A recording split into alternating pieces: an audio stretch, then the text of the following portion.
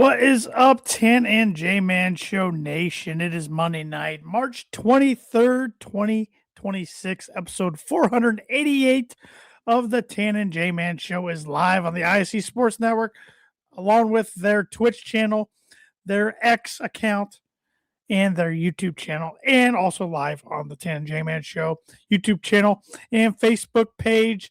Hit that like button, that subscribe button, that notification bell, all that good stuff, so you know when we're going live each and every Monday night. I'm Tanner Lee. Across from me on the screen, and he's got himself muted, is Josh the J-Man Mutt. J-Man, what's going on?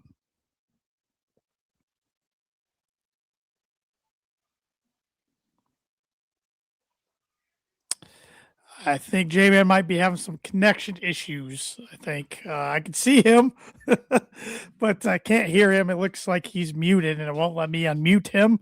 So I guess he'll get that figured out. Maybe he'll have to pop out and pop back in. But I hope everybody's off to a fantastic start to their week.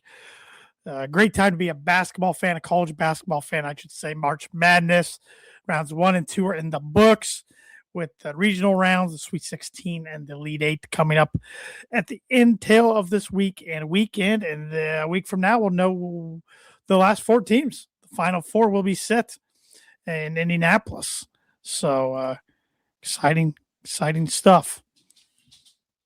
Jamin's got the birdie or bogey this week, so I will wait for him to re-enter the chat for that. And I want to get an update from him as far as what the standings look like on the year. I know I took a bogey last time, I believe, maybe a par, but he got a birdie last week. So he gained a stroke up on me, no matter where we're sitting, but he'll let us know. But and it looks like maybe he's my bad. There he is. I'm here. My computer had died over the weekend, and I was unaware. All good. Gotta love technology. I'm here. How you doing, J-Man? I'm doing all right. How you doing, 19 Dog? Doing good. Like I was saying in the intro, it's a great time to be a college basketball fan, especially for teams still in it. Mm-hmm. And luckily, both of our teams are in it, and 6 teams from the Big Ten are still in it. Amazingly enough, 6 out of 16. In a week from tonight, we'll be talking about the Final 4. Pretty great. Yeah, it always is amazing how fast the tournament goes. You only have 4 days a weekend for it, and then bam, you're here already. So fun time of year. We had some warmer weather over the weekend, which was nice. Now it's colder again, but now it's supposed to get warmer again by the end of the week. It's nice. This is now 2 of the last 3 years that we've both had our teams in the Sweet 16, which is the first time. Obviously, it's the first time for me that they've been in it this consistently, although 2 out of 3 is not all that consistent. But it's nice to be back again. Yeah, Purdue's 3 out of the last 4 years, and if we're going back farther, 7 out of the last 9. Yeah, that's crazy. Because people do forget, even though they lost to St. Peter's, it was in the Sweet 16. It was in the Sweet 16. People forget that. So. Yeah, I kind of forgot that too. I knew it was, but at the same time, well, I think they lost to a 15 seed. That was Sweet 16, wasn't it? Yeah. 7 of the last 9, and I think the longest streak right now is Houston with 7 straight they've been to, which is remarkable. It's so hard to get to a Sweet 16 too. You got to have a good draw. You obviously have to play well to do it. 7 of 9 years is incredible. 7 years in a row is insane. Even Arkansas, believe it or not, has been there 4 straight years, but no one's even talking. No, Alabama. Was it Alabama or Arkansas? One of the two has been there 4 straight years. I saw it today. I know it starts with an A. It's fun. We have kind of seen. I think Cinderella is kind of dead with NIL. Definitely dead. In portal. Sure, we have an 11 seed in the Sweet 16. That 11 seed is Texas, so you can't call them Cinderella at all. We saw really one significant-ish upset with 12-5, High Point beating Wisconsin, and that was pretty much it. The 13 through 16 seeds, for the most part, were straight up whoopings in round one. Duke struggled for majority of the game, I would say, against 16 seed Siena. You can make a good argument they should have got beat. Should have, yeah. I was not able to watch any of that game, but I'm sure they got a very friendly whistle. Siena missed a lot of shots around the rim and had a lot of them go down and out to where it's like, okay, I don't think the basketball gods are on their side today. And then, of course, they just got tired because they never subbed. So I was just about to say, it sounded like they only had really 7 players they could legitimately play that were healthy, and so Jerry McNamara just didn't really was able to sub at all. Nope. And I'm sure by the end of the game they were just dead. Yeah. Dead legs, all of that. But a heck of a fight. Sure. But other than that, I mean, was there a game that was all that close? We had some good games. I mean, some good games. We did, but I'm talking. Vanderbilt was a classic. I'm talking mainly the 13 through 16 seeds in round one. There were some games that were tight-ish for half. Some of the first half. Like, I know Illinois was only up 4 on Penn with like 8 minutes left in the half. Purdue was only up, I think, 4 on Queens with about the same amount of time. Then they ended up getting up double digits by halftime and ended up just was it Howard? Howard was within 4 or 6 at half. They were. They hung in there. You knew that wasn't going to last. Kind of concerning you give up 80 points to Howard, though, in round one. It didn't matter in round two. They handled St. Louis fairly easily. But we'll get more into college basketball and the NCAA tournament here in a little bit. But first, I do have a birdie bogey for you. I know I ask you every week this, but where are we sitting? For the season standings. I know you just got a birdie last week. So. I did. I believe you are up 1 stroke on me. I'm going to pull it up real quick. Forgot to do that. Our good friend gave you a question last week, and he felt bad about it because I put him on blast. That he sent me something he saw. I'm not going to use that question, though. It's a very hard question. I think I'm going to wait 2 weeks, but I saw this one yesterday, and I like this question better. You are up +1 to +2. So, currently 1 stroke lead. There's only one school in college sports that has won a bowl game, an NCAA tournament game in the men's, and an NCAA tournament game in the women's. Can you name that school? I see you smiling. Did you see it? Yeah, I saw it. Ah, shoot. Can I just say it now? Yeah, you can just say it now. Illinois. Yeah, it's Illinois. Because I was going to text it to the group last night saying, congratulations, J-Man, and then I decided not to. Shoot. Back-to-back weeks. Yeah, that's never happened. Man, that's never happened. You're into the pond. That's never happened. Oh, man, that's terrible. We're going to have to start digging deep. That means I know. I'm surprised you saw it because I didn't see anyone else tweet except the Illinois. I came across it. I don't know. Somebody must have retweeted it on my feed or something. And I was going to send it to the group. They're like, nah, I don't know why I didn't. I decided not to. I wish you would have now. Yeah. I wouldn't even. Glad I didn't. Anyway, they are the only school with a bowl win, that's pretty good. A men's NCAA tourney win, and a women's NCAA tourney win in each of the last 2 seasons. Let's pull up here the read. I will have it ready for you. Birdie or Bogey is brought to you by Jarrety's Plays. Small town vibes, big time flavor. Jarrety's Plays serves up fresh breakfast and lunch favorites that keep you coming back for more. Located 703 Main Street in Rochester, Indiana. Like I was saying last week, they got great specials. Weekend specials go on through this end of this weekend through March.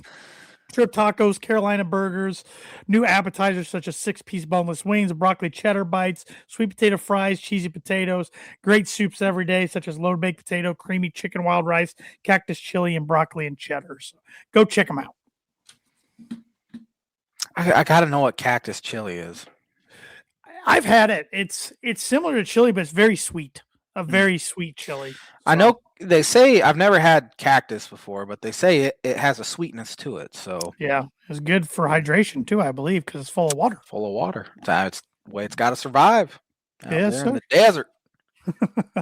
I'm going to hit you with the blind rankings already because it's actually not college basketball related. It's MLB related.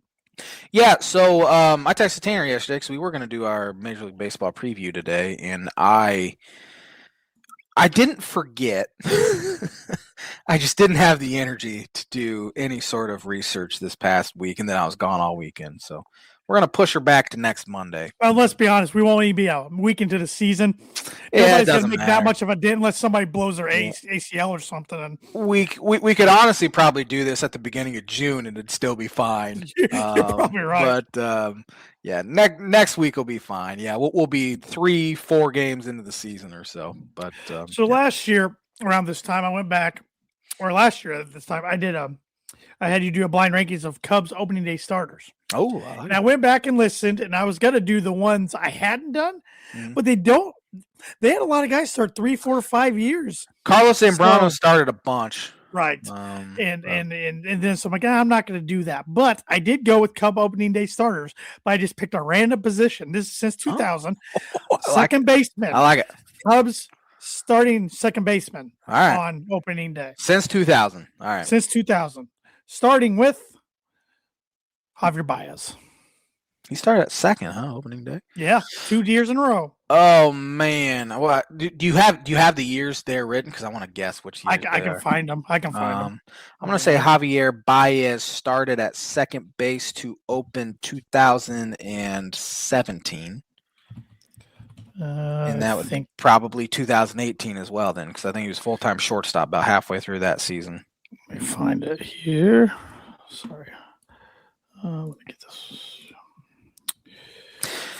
I'm gonna put him. Man, he was awesome for 3 years.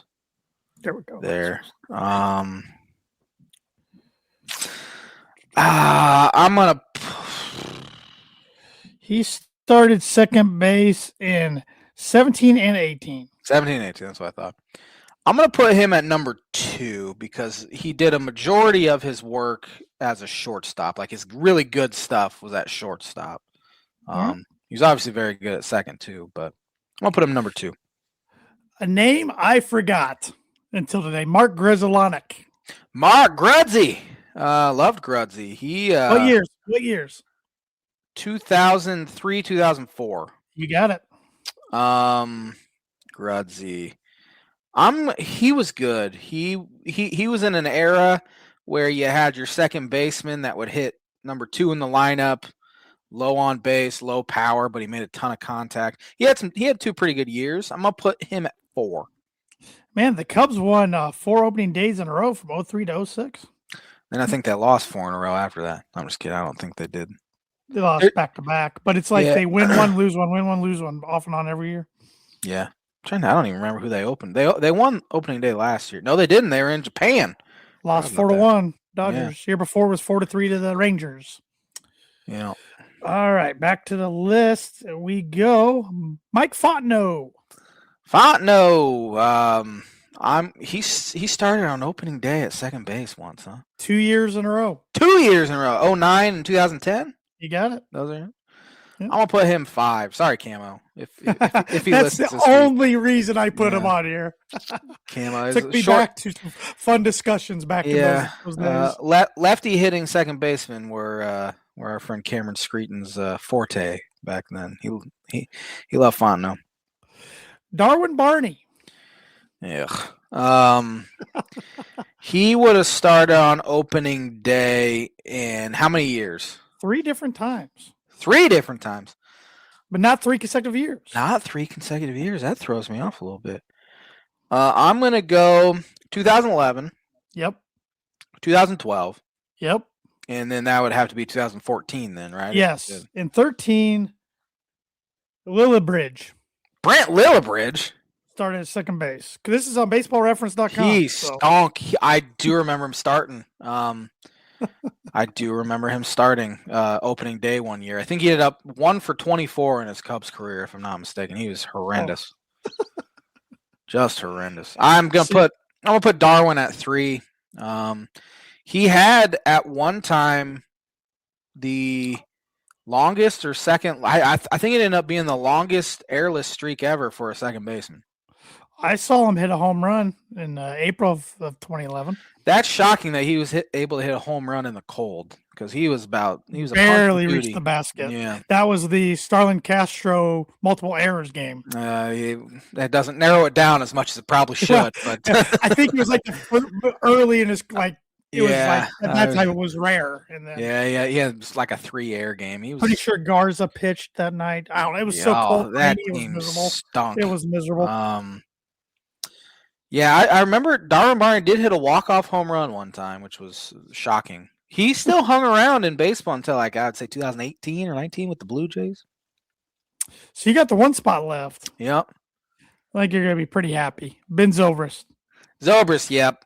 He would have started opening day in how many years? 1 year. 2016 then, right? Yep. All right. Because then they probably played him and left a bunch after that because Hoppy was at second. Anyway, yeah, I'm okay with that being number one. I was actually holding number one out for Nico Horner. I love Nico to death. Zobrist only started one other opening day for the Cubs. Nope, two more, but not at left. Not at left. Right? Right field in 2017, DH in 2019. DH, okay. And he wasn't in the starting lineup in 2018. Was he hurt? Was he hurt? He might have been hurt. 1 year he had I think 2018 he had a bad year. And I think 2019 was the year he dealt with some off the field issues he missed 2 months maybe. Interesting, only 3 times. Yeah, I'm okay with number one. I'd flop. I'd move Barney to. I'd definitely flop Grudzielanek and Barney, and I'd flip a coin for Barney and Fontenot. Fontenot is a much better hitter, offensive player, but Barney could absolutely pick it at second. So I'm okay with Barney at 4. I'm going to test your knowledge on second baseman now, going back to 2000. I want you to see if you can name how many you can name of the years I didn't pick or the guys I didn't pick. So this guy started in 2000, 2001. Eric Young. How about 2002? 2002. That team lost 90-something games. It's a pretty bad lineup looking at it. 2002. Mark Bellhorn.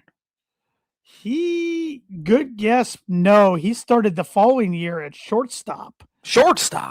Yeah. Who was it? Nope, I'm sorry. He was third base the next year. That makes more sense. 02 was the Shields. Oh, Delino Shields. Yeah. How about 05, 06? Todd Walker. I about put him on the list. How about 07, 08? 2007. Mark DeRosa. Yep. Now we got to go clear up to 2015. 2015 to start the season. Starlin was at short. Addison Russell was still in the minors. Zobrist wasn't there yet. Javi wasn't up. Jonathan Herrera. LaStella. Tommy LaStella started opening day. I don't remember that at all. Dang. Once again, this is baseballreference.com. So no, I believe it for sure. 2019. 2019 opening day second baseman. That wasn't Zobrist. Wasn't Javi. Javi was starting, but that's short. He was shortstop, yeah. And Zobrist was in right. Yeah, Zobrist DH in 2019. DH. So right field was Hayward. Wait, that makes sense. Where'd they open up? If they're DH at Texas, they won 12-4. I do remember the game at Texas. Do I remember who plays second base? I do not. It's gonna make me very mad when I hear it. Give it to me. Bodie. David Bodie. It doesn't make me mad at all. He started opening day. They must have been facing they're facing Mike Minor. Were they facing Mike Minor? I would have to. I would imagine they were facing lefty, and wasn't Mike Minor? I don't remember. How about 2020? 2020, that year stunk for a multitude of reasons. Did Nico start the year at second to open? Yes. Okay, he had a terrible year. 2021. 2021, I think Nico was hurt some that year. Oh gosh, Josh.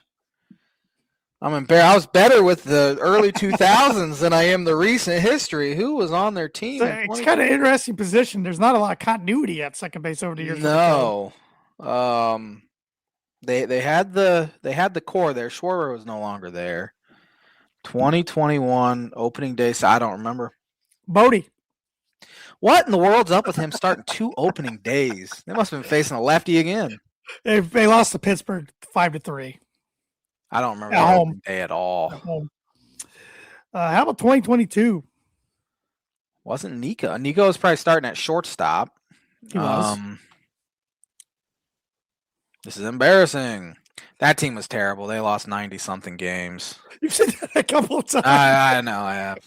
2022. Good Lord. It's going to make it. If it's Bodie again. They won over the Brewers 5-4 this day at home. They won over the Brewers. Oh, I do remember that. Nico hit a homer off of their good pitcher that now pitches for the Arizona Diamondbacks. That's hurt. My brain's not working today, man. You were ready for college basketball, and I threw a bunch of baseball. I know it's thrown me off. Who was it? Nick Madrigal. Oh, I should have got that. That dude stunk. It's been Nico the past 3 years, I imagine. 23-24, but not last year. Nico was probably DH because he had a elbow issue. He didn't play. Oh, it was Japan. He wasn't healthy yet. I wasn't able to watch it at all because it was at 3 a.m. And those games are so forgettable. Again, I forgot multiple times. I started in Japan like 2 weeks before the actual season started. Matt Shaw? No, he was third base. He was third base. I don't even remember who was on their roster in that Japan series. Who was it? John Bertie? John Bertie started game 1. Yeah. You could tell me like who was their second baseman for a majority of the season. I would have gotten him, but John Bertie, I can't believe he started. I don't remember that at all, and that was just a year ago. Yeah, this was a great position for the Cubs in the '80s with Sandberg, but after that, it's a whole bunch hit or of miss. Yeah, a lot of miss. Not have Mickey Morandini probably started. Yep, 99 and 98. Yep. Interesting. Ah, man. There you go. I like that though. Second baseman, that was random. It was. Well, I looked at the list. I'm like, there's not because the other positions, you have guys in stretches 4 years, 5 years, some at like 6 or 7 years in a row. Yeah. This was the only one that didn't really have that. So, besides Sandberg back in the 80s. Yeah, for the most part, I mean, they were pretty set at first base, especially for 15 years with Derek Lee, then straight to Rizzo, pretty much. Yep. But after that, I thought about doing catchers, but second base. Catchers would have been interesting. Maybe I'll pull one out later this year sometime. So. Yeah. Now I'm like I gotta be ready for it to be. Gotta go study. I gotta go study. Who the opening day catcher in 2003 was? Probably Damian Miller. I probably already answered my question. I just exited it out. So that's all right. That's all right. I don't need you to. I'll tell you what you need to do in your free time, which I know you don't get a lot of free time with a little one, but if you get free time, download the app Sporkle. It's a quiz app. Yeah. And you can, I just quiz myself on random sports stuff all the time. Just try to keep it fresh. Then I get mad. So when I don't do good, I get mad. So yeah, that is not the on this day list. I brought up the wrong bump. It's the blind ranking segment, which is brought to you by Proforma Print 2 Promo Group. If you're looking for a trustworthy, dependable resource for next trade show, company picnic, or sales meeting in 2026, Proforma Print 2 Promo Group has over 50 years combined experience in promotional products and commercial print. They strive for fast and efficient response to all your print needs, so you need to look no further. Let them be your one-source print and promotional company today by giving Barbara Van Weinsberg a call at 574-210-3815. How's your bracket looking, J-Man? Mine's not very good. I haven't even looked at my bracket. I don't think it's in her. I went a lot of chalk this year. Yeah. I think I did have Gonzaga in the Final Four for some stupid reason. I never should ever pick Gonzaga to make a Final Four, but here we are. Don't pick anybody from that conference. Yeah, that conference is now pretty much defunct. And I imagine it'll get even worse once Randy Bennett left today. Yeah. Yep. Which I think probably Gonzaga moving to – they're going Pac-12, right? Pac-12, yeah. I think that probably played a role in Randy Bennett leaving. Sure. Let's see here for my brackets. I got my Final Four still in it, but I only have 6 of my 8 Elite 8 left. I had UCLA and Vanderbilt both making the Elite 8. Whiffed on those. So, well, I lost Florida. I'm doing pretty good in the. For some reason, it's not pulling up my actual bracket. It's making me mad. Because all it's doing is pulling up the bracket that I'm ranked 11 millionth on ESPN. So I'm 19th. So you're doing better than me. I'm 19th million. I'm in the 58th percentile, which is okay. It was the worst first round I've ever had. I missed more first round games than I ever have. So finally pulled it up. I took Louisville over Michigan State. I don't remember doing that. I didn't know Michael Brown was out yet. I had USF in the Sweet 16, so I ripped bad. I do remember that. In the South, I missed on. Oh, I had Vanderbilt in the Elite 8 as well. I whiffed on that one. I had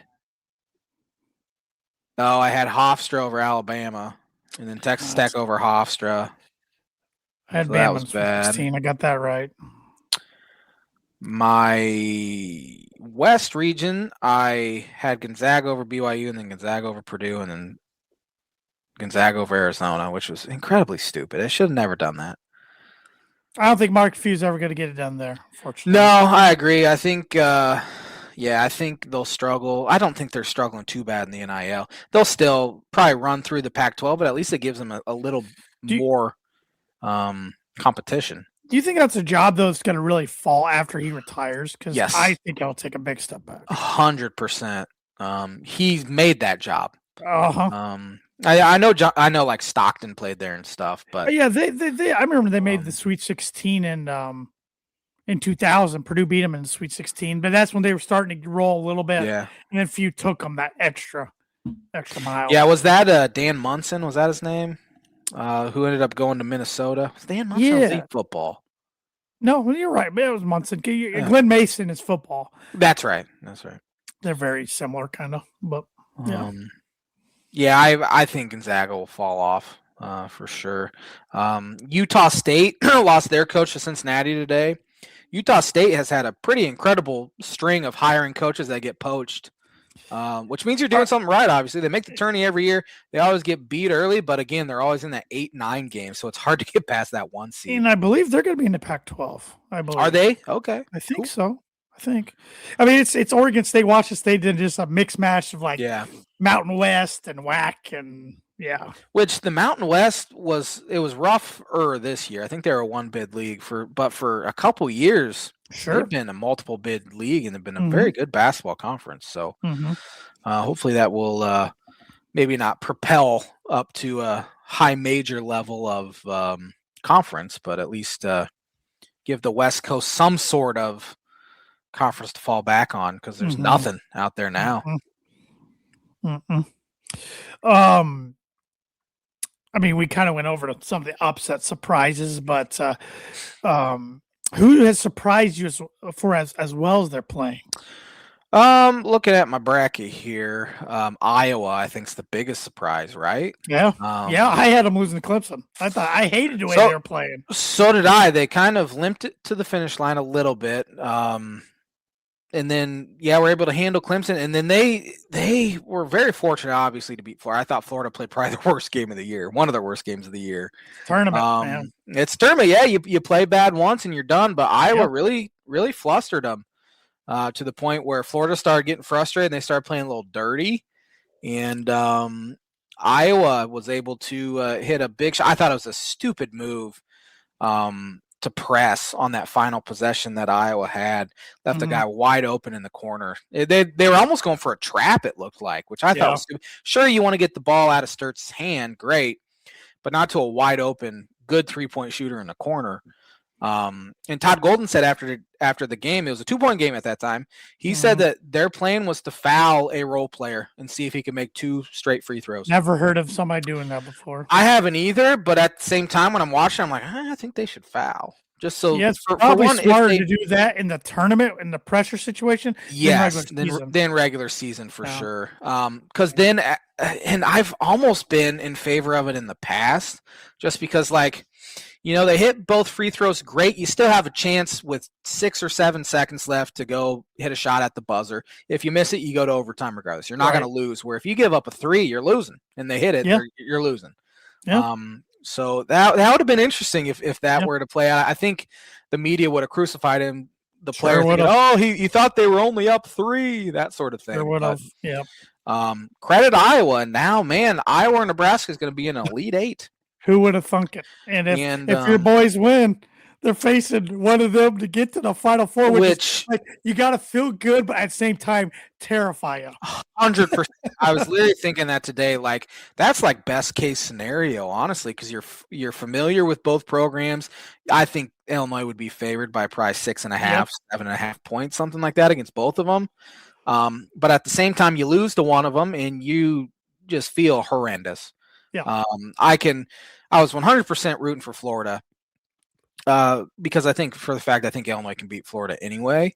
But if Illinois loses to Florida, I can handle it. If they lose to Iowa or Nebraska, it's going to take me a while to get over that. Yeah. And of course, I don't think they'll beat Houston because of the 15 other teams left in the tourney. I think Houston is the one team I do not want to face. It's the last team I would like to face. And you have to play right in their backyard. You have to play in Houston. For a fact, they probably should root for Illinois, but I have a hard time thinking Iowa or Nebraska fans will root for Illinois at all. They won't. So it'll be 3 against 1 there. And Houston's tough as nails. Of course, Illinois was fortunate enough to play an 11 seed in the round of 32. I think they would have handled North Carolina with ease anyway. Yeah. I thought VCU was scarier in North Carolina, to be honest. Yes. I'm glad VCU advanced because VCU plays a similar style of defense to Houston. Very, very physical. VCU, it looked like we're running we're going to foul them every single possession and see if they call a ball sort of thing in the first half, especially. And I was getting really upset with that first half just because it felt like Illinois was getting fouled every single time down. They weren't calling them, and Illinois turned the ball over a bunch. VCU did not shoot a free throw in the first half. Yeah, that's the thing. I'm if VCU still fouled more than Illinois did, and they didn't shoot a free throw, but it felt like Illinois was getting an unfriendly whistle. But that's just me being a fan as well. Real quick, I do want to get to this comment. I do like this answer. Daryl Love on Facebook said Iowa State. I was going to say they're probably the most impressive to me. Yeah, that's a good pull. I mean, they killed Tennessee State. I checked my phone on. I think they played Friday, and they were up 32-6. Second media time that. Yeah. And then they killed Kentucky yesterday. Without arguably the best player. Yeah, without Joshua Jefferson. And they think he'll be back for their game against Tennessee this week. Michigan, as we said, looked awfully impressive, especially Saturday, blowing out a very good St. Louis team. And I think they got to feel good playing Alabama. I would think they feel pretty good, especially without Alabama's, second leading scorer. Right. Although Alabama still scored 90 points each of their first two games. Yeah, Texas Tech looked terrible last night. That's going to be a fan base and program that's man, what if? If JT Toppin doesn't get hurt out for the season. Something with the Toppins and what if? Yeah, exactly. Are they related? Obi and I don't know. I don't think so. Dayton fans are always going to wonder about the 2020 season. They were probably going to be a 1 seed that year. Which is wild. Which is crazy. But yeah, Tech was a 5 seed, but I think if Toppin's fully healthy for the entirety of the season, they're probably a 2 at worst, maybe even shoot up to a 1. Yeah. But here they are, round of 32 exit. Texas still being in is a shock because they were the last teams in. Mm-hmm. Gonzaga looked underwhelming against Kennesaw State, and that carried over to their game against Texas. They shouldn't have been a 3 seed. They probably should have been a 5 or 6. But the metrics love them because they blow teams out in a really bad conference. The next time Gonzaga plays, it'll be against Purdue, opening game in Vegas. Yeah. So, it'll be weird. Miami handled Missouri. Missouri's lost 9 of their last 10 NCAA tournaments. They had so many fans there. Who, Miami or Missouri? No, Missouri. Like, Oh, that makes sense. I mean, It's in St. insane. Louis. Like right when that game, like when they ran out of the court, my dad texted me like rooting for Miami because this place is packed with Missouri. We don't want them on Sunday. Yeah. So Was your dad there at the game? yeah, my parents went to both games. Awesome. In St. Louis. That's Yep. They're not going out to San Jose though. But. No, yeah, that'd be a Yeah. hike. But Yeah. And then Purdue was able, obviously, to take care of business against Queens. Braden Smith becomes the all-time leading assist man in college basketball. Yeah, when I made that bold prediction back in January, I really didn't think it was going to happen. I was just throwing it out there. I didn't think it was going to happen going into the Big Ten tournament, but you play 4 days in a row and he puts up double digits assists each game. So yeah, that was pretty cool, and it was really cool. His first career assist was TKR in his, no record breaker was a TKR. So yeah, pretty fitting. Yeah, pretty fitting. And speaking of TKR, he and Fletcher Loyer are both playing outstanding basketball right now. Yeah, I mean, Braden Smith arguably had his worst game of his career yesterday. He was bad. Tied his career high of 8 turnovers, and some were just kind of lazy ones.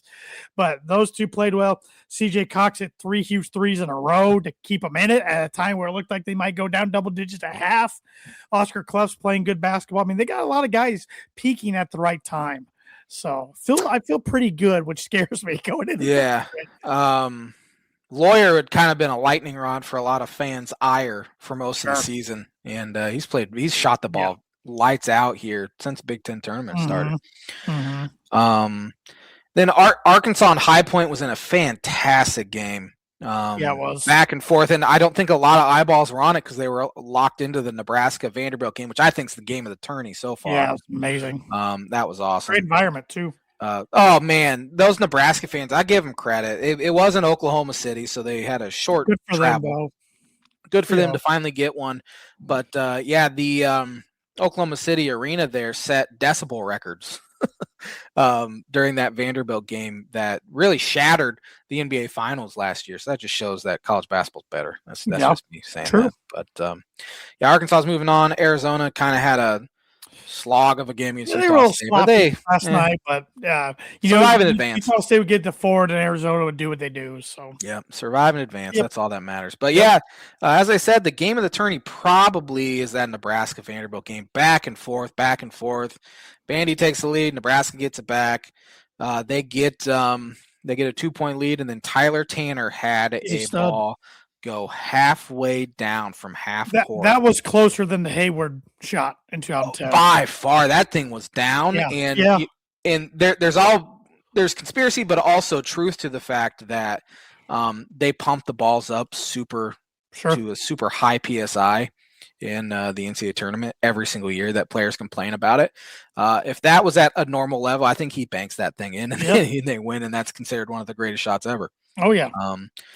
But Nebraska advanced, and then we did see a true buzzer beater, the only one this tournament so far, and that was St. John's yesterday, who really choked.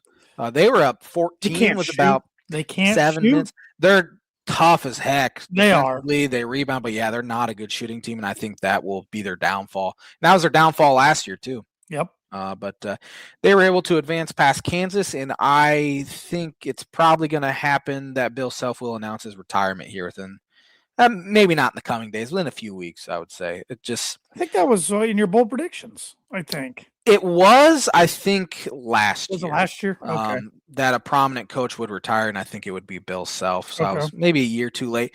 But everything seems to be trending that way. Even his comments after the game said he loves what he does, but he wants to feel good while he does it. And, he looked miserable yesterday. Yeah, he's had heart issues. He looked miserable yesterday. They both looked unhappy the whole game. So which is nothing compared to how Hurley and Cronin looked last night when they were screaming at the officials. There was even one point where both teams got a bench warning, and Cronin and Hurley looked at each other and started laughing. So that was pretty funny. Yeah, that ended up happening. But two of the most fiery coaches. In the game there. But Sweet 16 and Elite 8 are always my favorite rounds. Round of 32 is good too.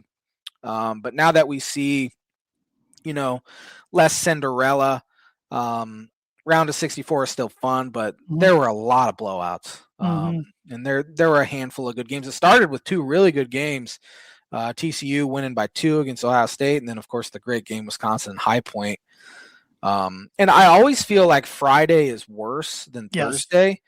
Because I think on Thursday you see some, Wisconsin number 5 seed go down, and I think coaches are on their team like, see, that could happen to us tomorrow. Exactly.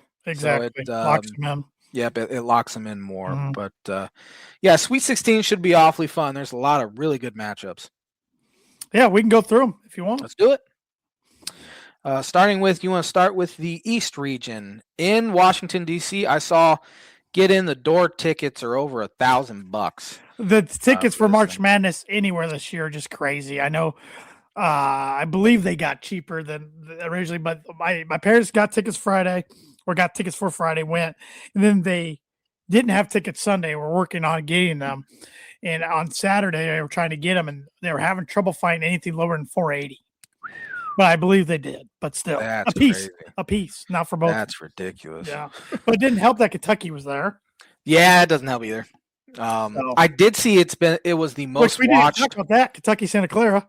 Oh yeah, that was a true buzzer beater. What am I talking about? Well, I guess it wasn't to take it to overtime. It was, but to take it to overtime, yes. Yeah. And then a 30-footer after Santa Clara hits a 3, first time in the tournament in 3 years or 30 years. That's $22 million to lose in a round of 32. I think if Kentucky would have lost that game, Pope might have been 2 and done. They are over him already. Yeah. Which is crazy. It's still, you can have the most expensive roster, but if your pieces don't fit, it's not going to work. Yeah, you got to get good players, but that fit. Exactly. You can't just buy the best talent. Yeah. I mean, even Dusty May somehow has made it gel. So yeah, he has, and they fit together, and it's annoying. That's for sure. Where was I going? East region here.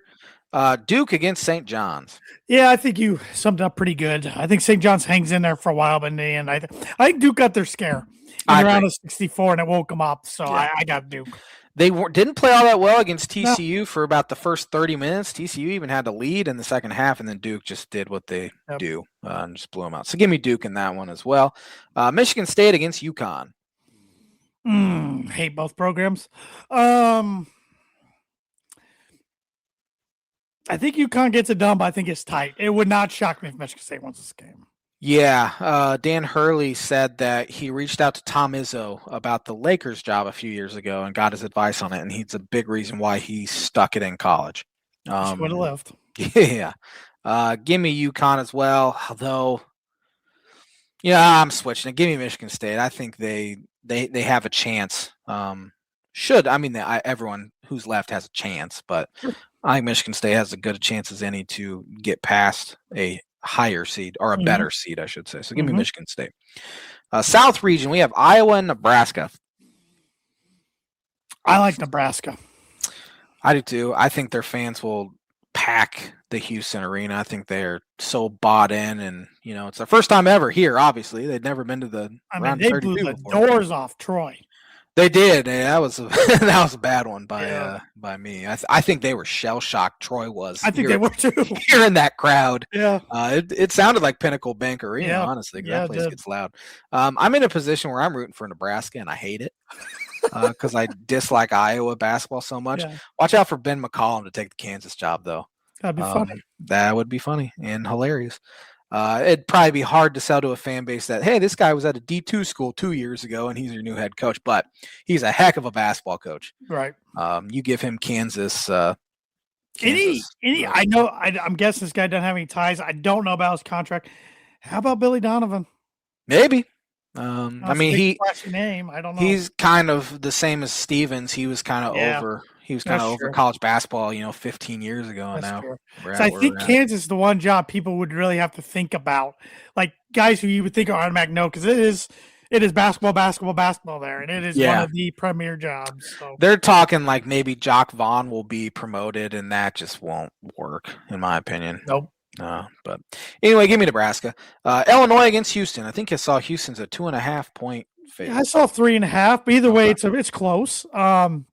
Like I said, I feel bad for Illinois that's in Houston's backyard.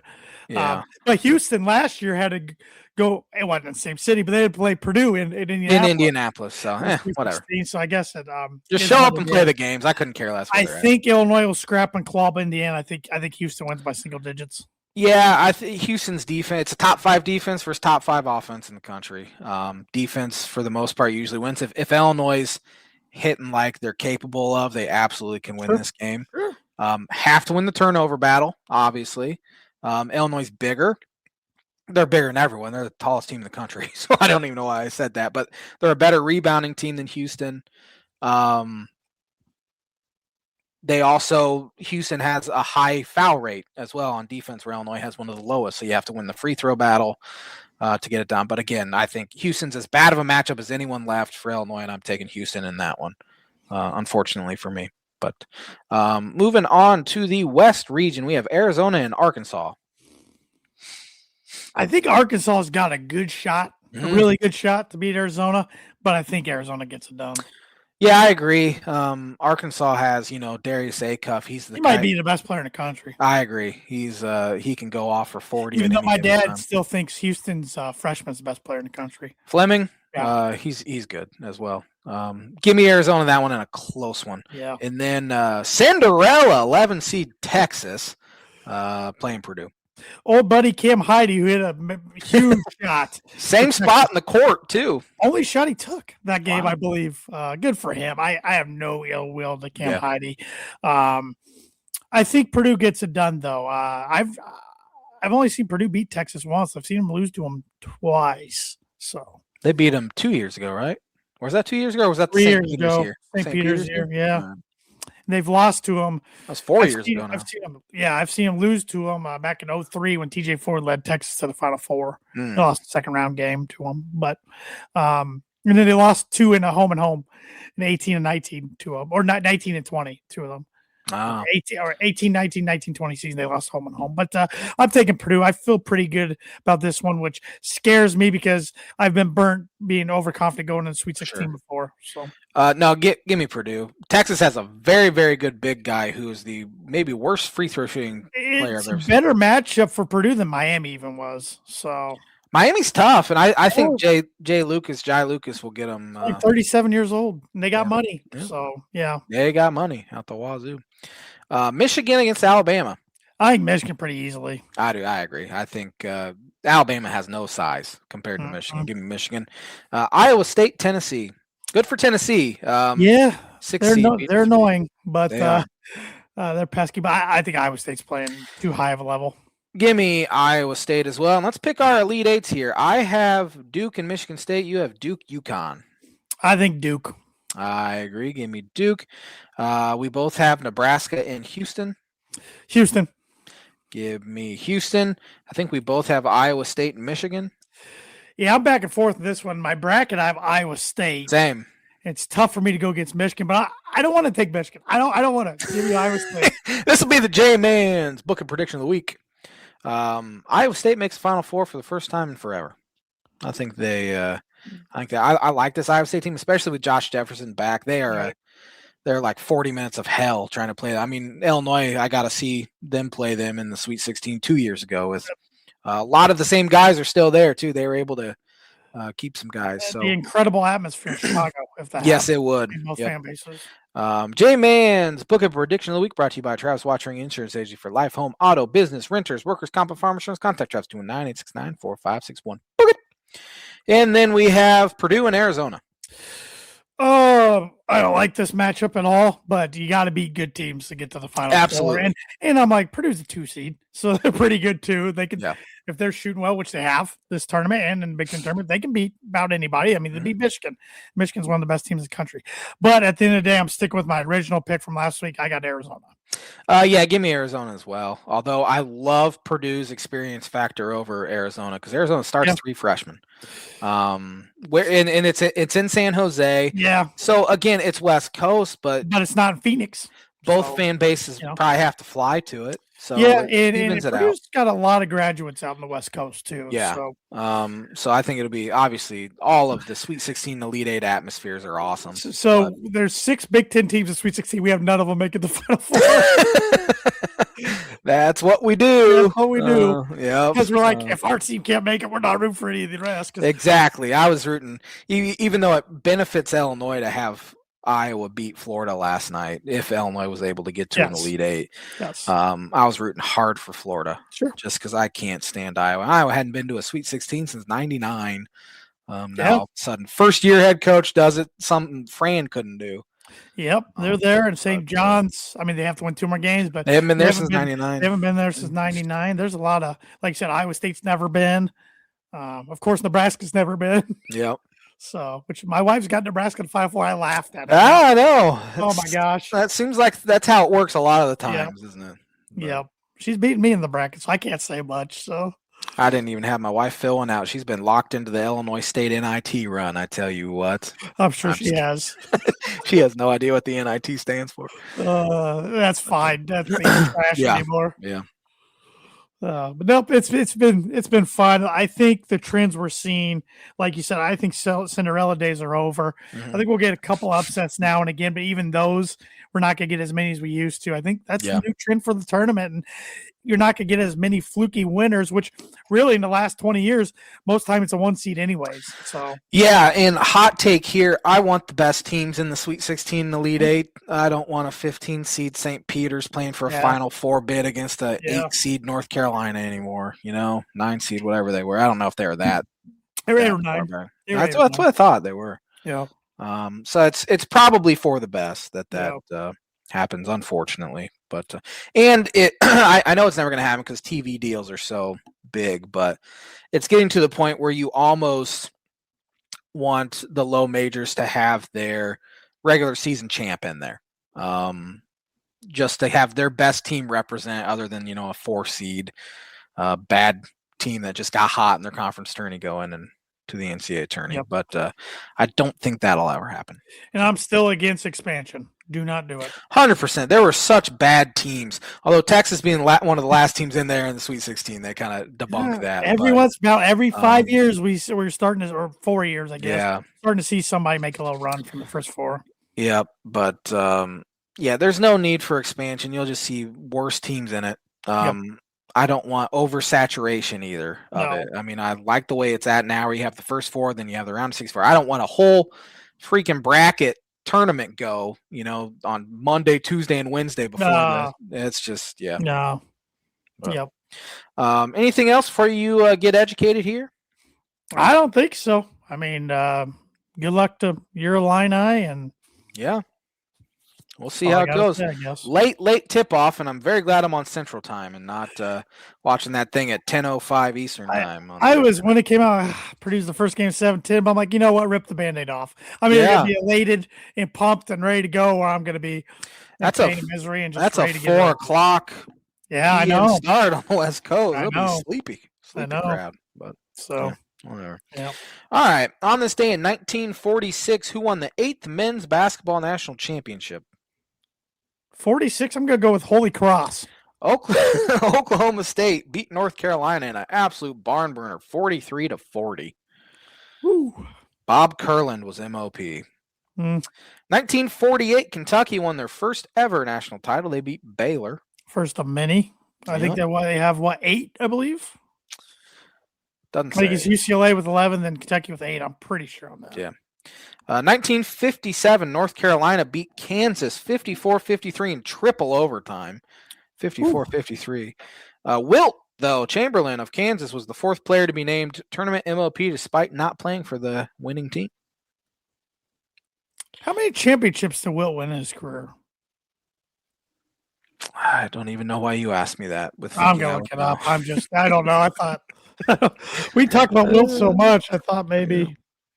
1962, Bill DeWitt bought the Cincinnati Reds for $4.6 million. $4.6 million. That's pretty expensive nowadays, but I'm sure if he had his pick of the litter, it wouldn't be the Reds. Although he did have those big red machine back in. That's true. 1963, Loyola Chicago beat Cincinnati for the men's basketball championship. Yes, they have National title, and Purdue and Illinois does not. Oh, I was going to say, wow. That hurts. 1968, UCLA won their second straight title over North Carolina. Lou Alcindor was named the MLP for the second of 3 consecutive seasons. Yeah, he wasn't too bad. Oh, boy. On this day in some cricket, who won the 1980 PGA Tournament Players Championship at Sawgrass? Go with Tom Watson. Lee Trevino. He actually came to my mind, but darn it. Ben Crenshaw, who won in 81.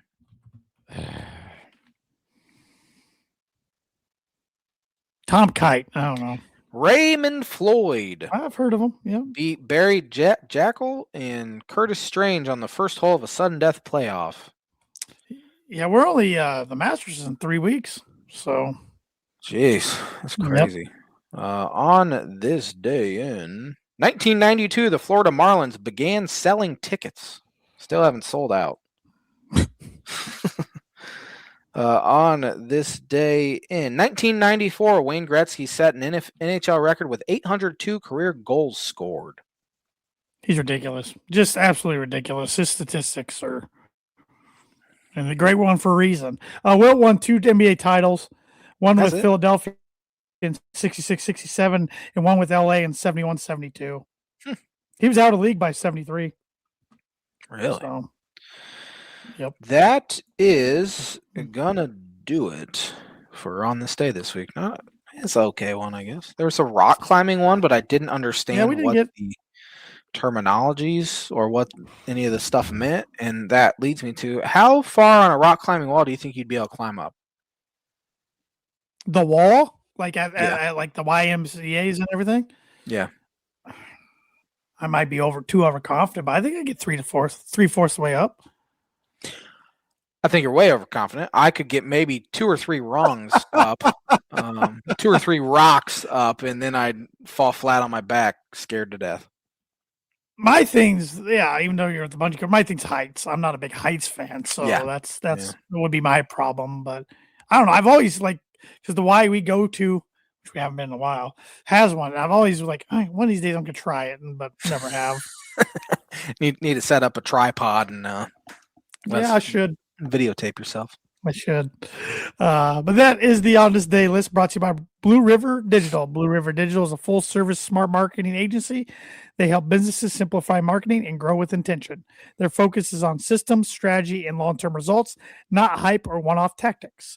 They offer digital marketing, website development, graphic design, printing and direct mail, signage and vehicle graphics, corporate apparel, promotional items, and AI and automations. They work with small, medium, and large businesses spanning across the United States with a strong presence in Northern Indiana. Contact them today at 260-248-2749. See how they can help you and your business with your digital marketing. So for those who were not able to tune in at the start that are watching us live, I gave Tanner a trivia question that he got right immediately because he had seen it yesterday. I had seen it. If I had seen it, there was no way I couldn't have told you Illinois won a bowl game last season. And I have South Carolina. And I have no idea. That's right. I do remember that game now. The women's team I thought was going to get it. I would. My women's basketball is just bad. Same. I honestly didn't remember that Illinois women's won a game last year. I know they won on, I think they played Saturday. They beat Colorado in their first round in the 10-7 matchup there, the 7. The question was what college team or what college has won a bowl game, an NCAA men's tourney game, and a women's NCAA tourney game in each of the past 2 seasons. And Illinois is the only school to do that. So credit Josh Whitman, who took over an athletic department that had a bumbling idiot, Mike Thomas, running it, and he's become a rising star, one of the stars of the Big Ten athletic directors. I don't even know what you call them. Cabinet. I don't know. Sounds good. Yeah. But it sounds like you got a question to holster for in 2 weeks. So I do, and I don't think you're gonna get it. Webby texted me, and he's like, "Since I stole your trivia question, I saw this really difficult one." Son of a gun! I hope I've seen it. Probably have it. In 2 weeks, I'll probably forget it, even if I've seen it. So it's a tough one. But now thanks for to blame. So thanks for watching the Tan and J Man show. We'll be back at it next Monday with both of our teams in the Final Four. Hopefully. At least one of our teams, mine, not Tanner's. Have a fantastic week, everybody.